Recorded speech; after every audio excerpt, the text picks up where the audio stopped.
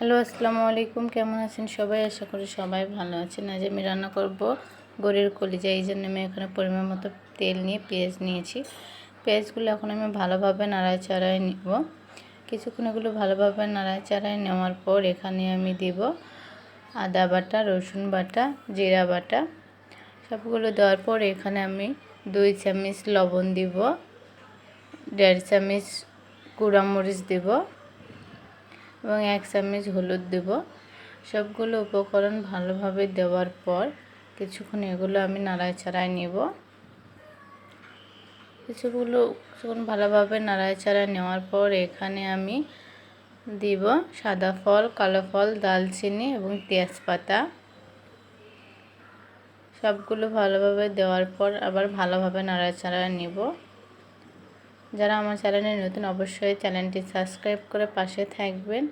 পাশে থাকা বেল আইকনটি ক্লিক করবেন এবং লাইক কমেন্ট শেয়ার করবেন। গরুর কলিজাগুলো দেওয়ার পরে এখন আমি ভালোভাবে কিছুক্ষণ এটা কষাই নেব। মিনিট 5 ভালোভাবে কষাই নেব, একটু পরপর নাড়াই দেব। ভালোভাবে কষাই এখানে যখন কলিজার ভিতরে পানি বের হয়ে আসবে, এরপর উপরে তেল ভেসে উঠবে, ততক্ষণ পর্যন্ত আমি এটা নাড়াচাড়ায় কষাই নেব। দেখুন কত সুন্দরভাবে কষানো হয়ে গেছে।